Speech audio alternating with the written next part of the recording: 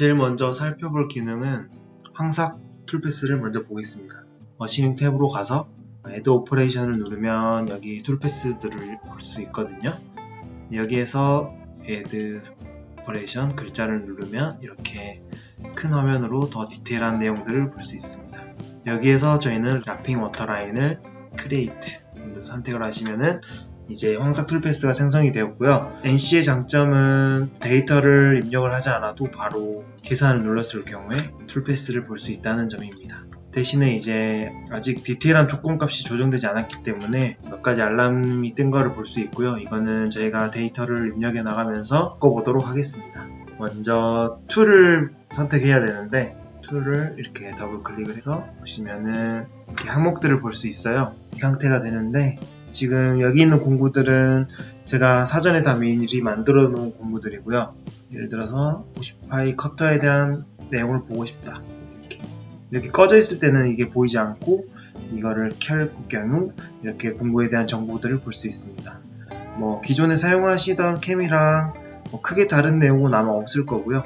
피드, 스핀들 감 넣고 공구에 대한 정보를 넣는다든지 길이 변경, 폭 변경 등 바꿔주는 것들, 이런 것들은 여기서 진행을 하시면 되고, 대신에 저희가 간단하게 말씀을 드리고 싶은 거는 여기 보시면 공구에 대한 모델링이 이렇게 실시간으로 3D 모델링이 생성이 됩니다. 다이아미터를 100으로 하면 이렇게 공구에 대한 정보들을 이렇게 3D 모델링을 볼 수가 있다는 게 장점 중에 하나라고 생각이 듭니다.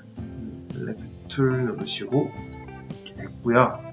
스텝을 보시면 기존 캠에서 사용하실 때 스텝 오버의 값과 동일한 내용이고요. 여기에서는 이제 밀리미터랑 퍼센트가 있습니다. 기존에는 저희가 밀리미터만을 사용해서 구체적인 데이터를 입력을 해주었잖아요. 여기에서는 파이에 대해서 기준으로 해가지고 50%를 했을 경우에 25mm, 20%를 하게 되면 10mm를 움직이는 것을 볼 수 있습니다. 그러면 공구가 이렇게 10mm씩 움직여서 깎게 되는 거겠죠.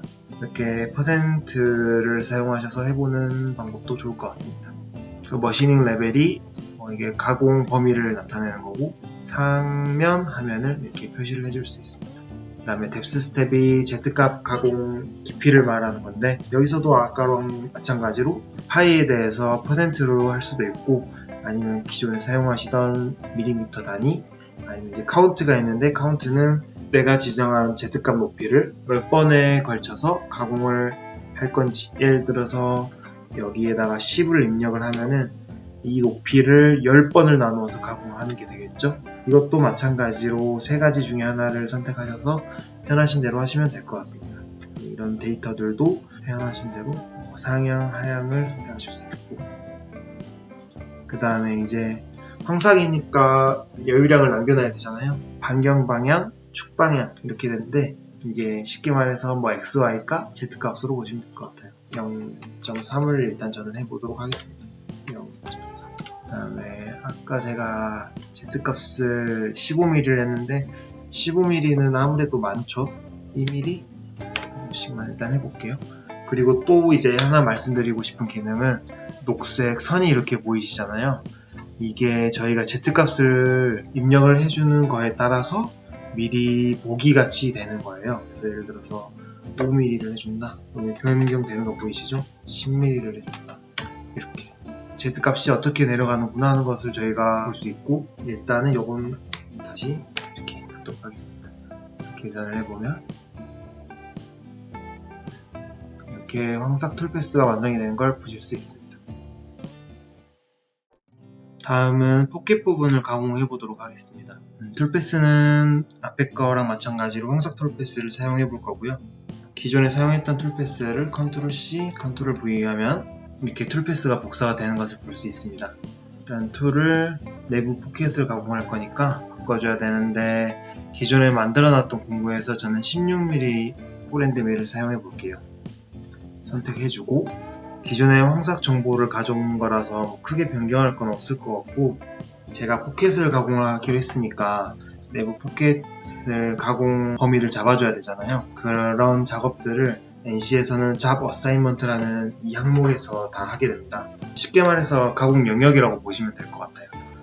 그래서 일단 저는 더블 클릭을 해주면 이렇게 잡히고, 컨트롤을 누른 상태에서 이렇게 더블클릭, 또 더블클릭, 더블클릭 해주고 잡존, 작업 영역이죠. 이렇게 해주시면 이렇게 잡히는 것을 볼 수 있습니다. 계산을 눌러주면 이렇게 툴패스가 완성된 것을 볼 수 있습니다. 다음은 이제 이 측면 홈 부분을 가공을 해보겠습니다. 로터리 피니싱이라는 툴패스를 이용을 할 건데요. 4D 로터리 피니싱 선택하고 면을 이렇게 잡아주겠습니다. 면이 잡힌 걸 이렇게 볼 수 있고요. 그 다음에 스트래티지로 가서 지금 로타리 축이 안 맞는 걸 볼 수 있죠. 이렇게 축이 되어 있으니까 공정물대로 이렇게 Z축으로 맞춰보면 이렇게 하면은 이제 축이 잡힌 걸 볼 수 있습니다. 일단 계산을 해볼까요? 공구가 너무 커죠? 공구를 바꿔주겠습니다. 제가 만들어 놓은 것 중에 8πr 1.5 공구 하겠습니다. 공차는 이 정도로 하고, 이제 가공 방법이 리니어, 서큘러, 스파이럴 세 가지가 있는데 이건 하나씩 계산을 해내서 한번 보도록 하겠습니다. 리니어로 하게 되면 선으로 다 일일이 연결이 되는 부분인데 현재 이거는 이 방법과는 맞지 않는 것 같고요. 두 번째 서큘러 한번 볼까요? 공구가 떨어지지 않고 한 번에 이렇게 가공을 하는 건데 지금 이렇게 보면 조금 헷갈릴 수 있으니까 마핑을 넣어서 보시면 다시 한번 보겠습니다. 이게 가장 깔끔할 것 같은데 스파이럴도 다시 한번 보여드리겠습니다. 스파이럴과 서큘러의 차이는 느껴지실지 모르겠는데 쉽게 말해서 스파이럴은 공구가 이 홈을 떨어지지 않고 한 번에 다 이렇게 회전을 하면서 스크류 형식으로 돌면서 그 선택된 면을 다 한 번에 가공을 하는 거고요. 서큘러는 원을 한 번씩 돌아가면서 가공을 하는 거기 때문에 약간 형상이 이동 경로가 조금씩 다른 걸 볼 수 있거든요. 여기서 저는 서큘러가 더 깔끔할 것 같아서 그냥 서큘러로 진행하도록 하겠습니다. 이것은 이제 세 가지는 각각 형상에 맞는 방법을 작업자들이 선택해서 하면 될 것 같습니다.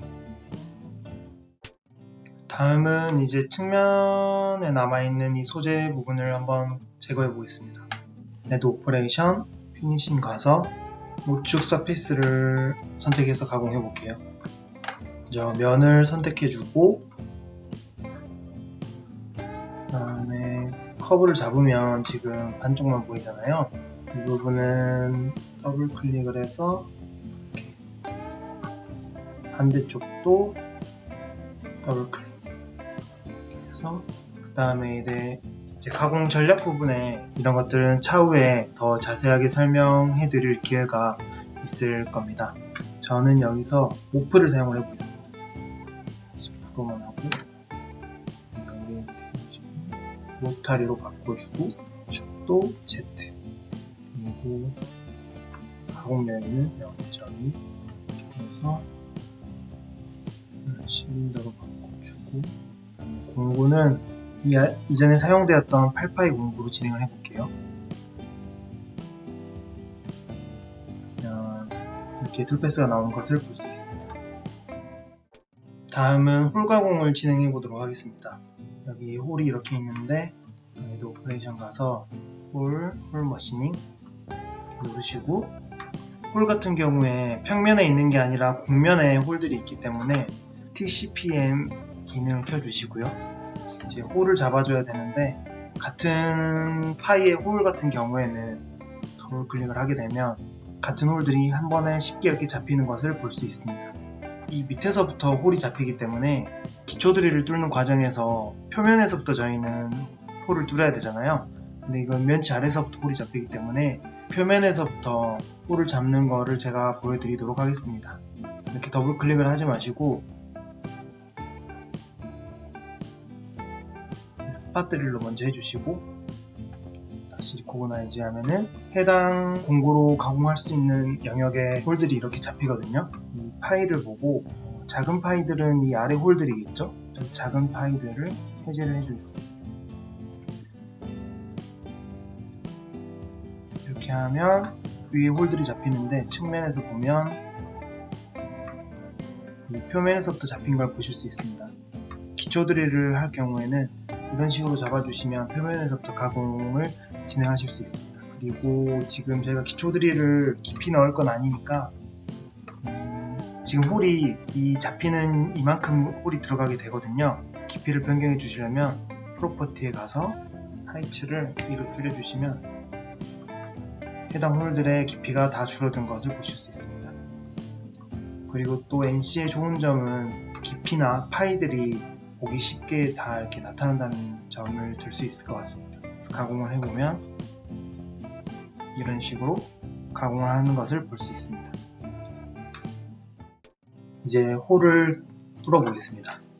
홀 머시닝을 컨트롤 CV를 해서 툴패스를 복사를 해주고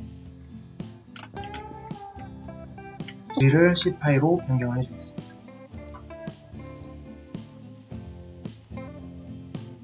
치수를 보고 싶으시면 이렇게 더블 클릭을 해보면 관련 치수들이 이렇게 또 나오거든요.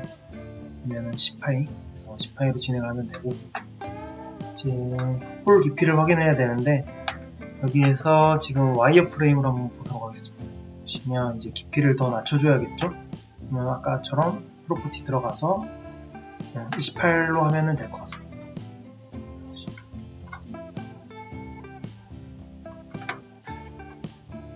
이런 식으로 같은 방식으로 가공이 되게 됩니다.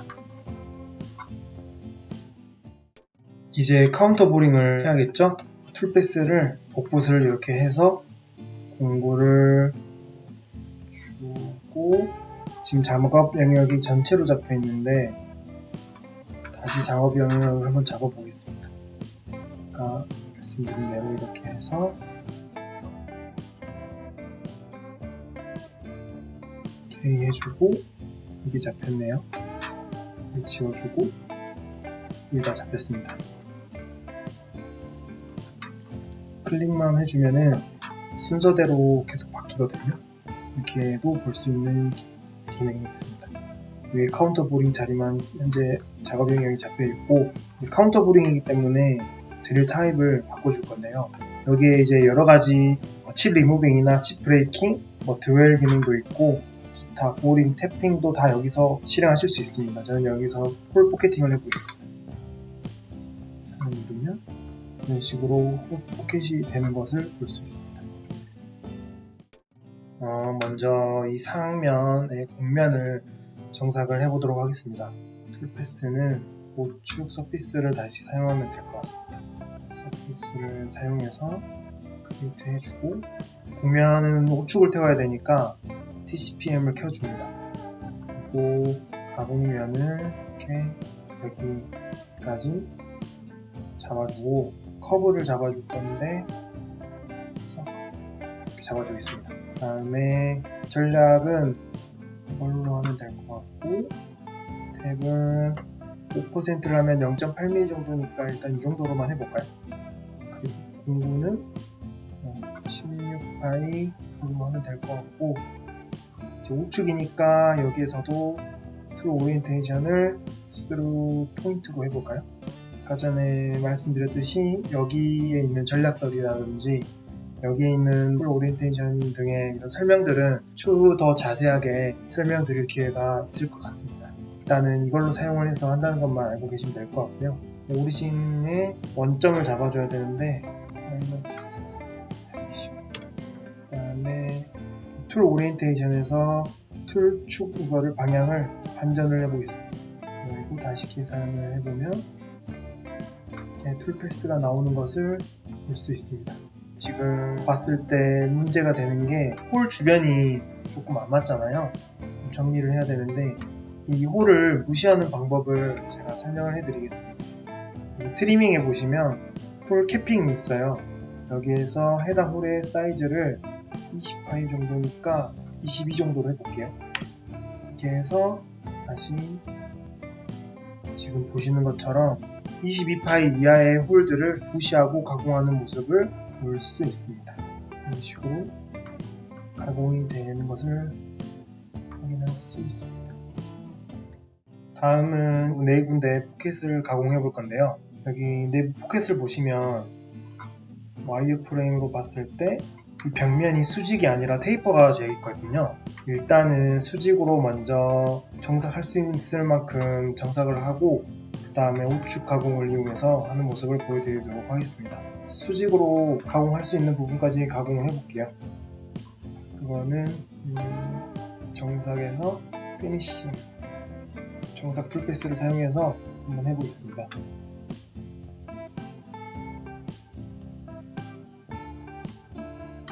그 다음에 아래쪽은 우측으로 가공할 테니까 라운드 되어 있는 부분 위쪽까지만 가공을 일단 해볼게요. 거기를 Z값을 잡아줘야 되는데 여기 선을 잡고 바텀 레벨을 잡아주면 여기가 Z의 미니멈 값이 됩니다. 그래서 Z가 여기까지만 들어가겠죠. 공구는 16파이를 사용하면 될 것 같은데 연도를 해볼게요. 깊이 방향 스텝 값은 2mm 정도로만 해보겠습니다. 이거는 리드인을 마크로 한번 해볼게요.